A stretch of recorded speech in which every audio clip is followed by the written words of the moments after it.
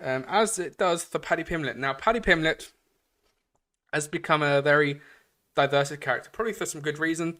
For some of the way he's very open mind. Well, I would say open minded, but he speaks his mind. That's more so the phrase I was looking for. He speaks his mind, and he's not afraid to, let people know what he thinks. And obviously, last week he let people know what he thinks of Ariel Helwani. Now, for good or bad, that wasn't a good move for him. Um, whichever side you sit on, or whoever you agree with, that wasn't a good look for him. Especially not talking to Dana White, who we know who's got history with, of course, Ariel Helwani. And it wasn't what he needed going into his fourth fight in the UFC, going into a co-main event slot. Somewhat carrying the card because he's one of the biggest and uprising stars in the UFC at the moment, and his name carries a lot more value. Again, you may agree or disagree with that than a Jan Blachowicz or an Ankalaev or a Santiago Ponzinibbio or even probably Darren Till right now.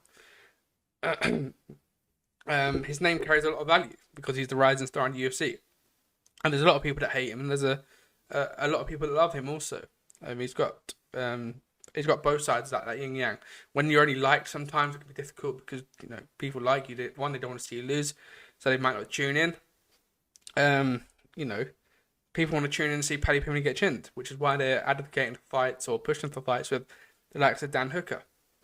Which, by the way, you put him in there with Dan Hooker. Dan Hooker does horrible things to him. I watched his video on Pub Talk, obviously with Oscar Willis and the Mac Life. Yeah, he does bad things. I know Dan Hooker's had a rough ride, but he's been in there with Dustin Poirier, Michael Chandler. He's been in there with some of the very best in the division. Paul Felder. Obviously, Islam Makhachev was a fight he took on very short notice without a proper camp. Obviously, he tried Arnold Allen. That didn't work at featherweight. But, look what he did to Nasrat Akbaras. Look what he done to recently Claudio Puelles. He's still a top 15 competitor. And Paddy Pimblett's nowhere near the top 15. So let's park the top 15 chat. Let's not give him Tony Ferguson. Let's not give him a Matthews Gamrot or a Dan Hooker or anyone of that caliber. Let's park that from the one side. I know people want to see him lose, and that's where the problem is. People want to see him lose, so they want to see him get given the hardest opposition. But the logic doesn't work. The logic isn't there, and maybe it's a Twitter thing. But when you're saying he lost to Jared Gordon, you can't then go say, hell, he must fight Dan Hooker, he must fight Tony Ferguson, he must fight Drew Dober or the winner of this weekend, Bobby Green maybe. Because it doesn't make sense. It doesn't make logic. And from the UFC, they would have seen Jared Gordon, that performance against Jared Gordon, and go, hold on, we can't push him into the top 10 because he's not at that level yet. And he's only 27 years of age. So the UFC could have fought, 7-8 years with Paddy Pimblett if they wanted. So to put him in there with the top 15 and watch him get smoked would be a very bad business decision. Now, they have done that with the likes of Reece McKee. They've done it with the likes of Jai Herbert in some aspects. But then you look at, what they've done with Sean O'Malley and how well they've managed Sean O'Malley.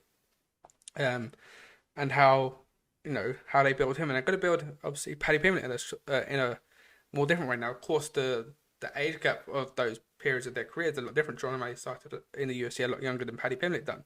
Although Paddy had the opportunities to, he just didn't take them. Maybe that's a level thing, but obviously, he said that's a maturity thing. He wasn't ready for the UFC. He feels ready now. And he's showing why he's ready with his performances. Maybe not this performance on Saturday necessarily, but previous performances, he looked like a UFC caliber fighter. And I was saying in the preview, it's very disrespectful when you say, when you say to Jordan Levitt, when you say to Vanjamini, when you say to Santos, I believe, or Vargas, that they're not UFC caliber, or because they beat him, the next guy is finally good enough to beat them. It's very disrespectful to his opponents and to Paddy Pimblett. So it's a difficult position for him to be in.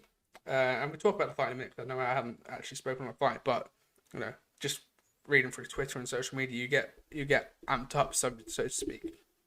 And I feel like sometimes it gets hard done by, and maybe that wants to sway you towards the other side of the spectrum, but then he comes out and says things and does things that makes you fly at the other end of the spectrum. So it's difficult. It's very difficult to pinpoint where your feelings are and your emotions are. But yeah, let's stop the top 15 chat. I watched Luke Thomas from Morning Combat and saying, he isn't Conor McGregor. And it's right, no one is Conor McGregor. Conor McGregor fought Dustin Poirier in his fourth fight and flatlined Dustin Poirier. Obviously, there's a lot of revisionism on Conor McGregor's career as well, but what he was doing up until Eddie Alvarez was phenomenal. And Paddy Pimblett isn't that. Paddy Pimblett is a rising star. He is someone who will make the UFC a lot of money if they promote him right, which they are. And he keeps his mouth shut at times, which needs to happen. And he educates himself, which also needs to happen, and learn and mature, and get better with his personal side of things, and his professional side of things, actually, in the cage.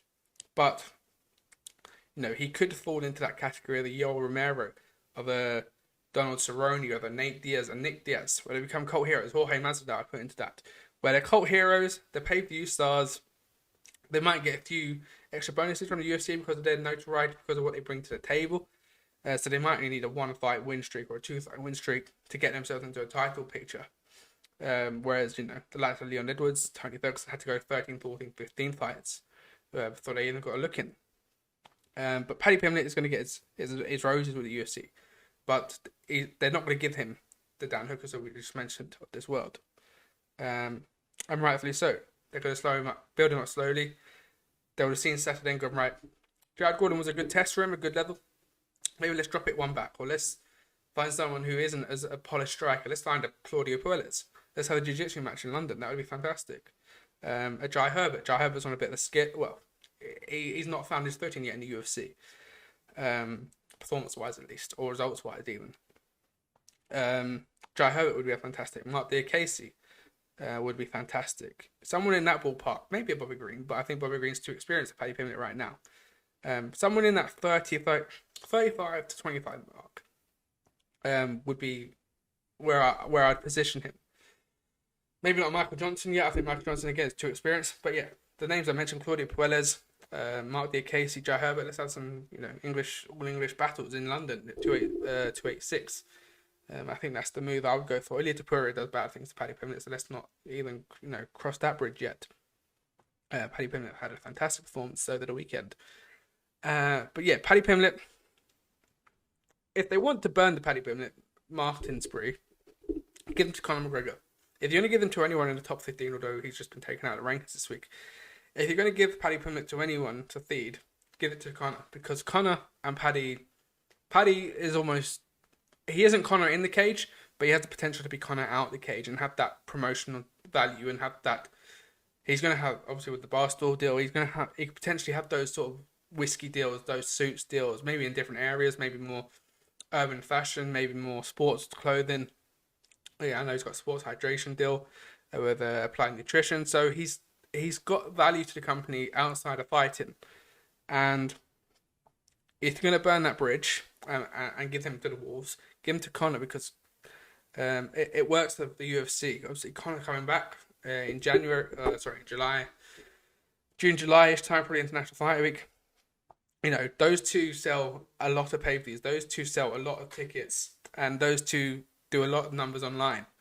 And obviously, Conor coming back, where is he at right now? Is he top 25 worthy? Is he top 30 worthy? I think a lot of people would still say yes. But again, similar to Paddy, because of what Conor says and does online. Obviously, he's got his own problems at the moment with his whiskey deal, ironically. Where is he right now? Obviously, returning off that leg break, but he'd have been out of the octagon for 2 years. And, I think he put it in Allegiant Stadium. It sells at Allegiant Stadium. It's a good test to come back with.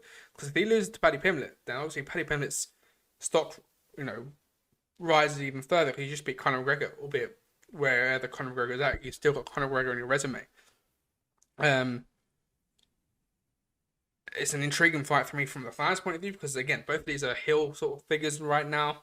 Heel characters, the one of a better word, because obviously that's a very WWE sort of phrase, and both of them are heels. So where do the fans align with those when they tune in? That'd be interesting for me, how that story builds up, and how the interactions online build up with that sort of fight. And again, if Conor knocks out, goes and finishes Paddy Pimblett, does he almost become the hero again? Because he's beat the bad guy that everyone wants to see beat right now. And he takes a bit of a shine from Paddy Pimblett. It's almost like to use Nate's phrasing, you're taking everything I'm working for. And, Conor comes back, takes this little bit Paddy Pimblett shine, and takes that, maybe not to build a title shot, but get back in the win column.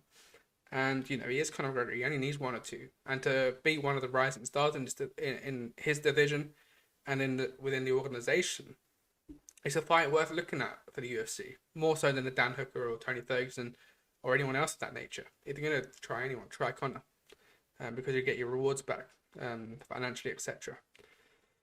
So yeah, let me know your thoughts on that. Do you think Conor McGregor could be someone Paddy Pimblett fights? Of course, both of them former Cage Warriors champions also, so there's also that. There's the Liverpool Irish thing. Obviously, Liverpool and Ireland are quite unanimous. They get on quite well, I believe. So it would be interesting to see. Maybe do it at Anfield if you could. Do it at Anfield. Have half red, half green. And do you know how much money that would make if you put Conor versus Paddy in Anfield? He put it in Croke Park, but I know Croke Park and the other stadium have curfews, etc. So it makes it difficult. But put it in Anfield. Have the new guard versus the old guard. The promotional writes itself.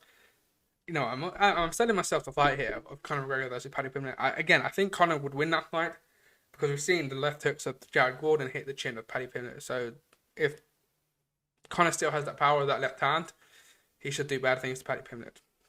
And he's quite naturally better all-rounder than Paddy Pimblett. He's got more experience. He's been there with the higher-level guys also. But it's a fight I'd be willing to look at.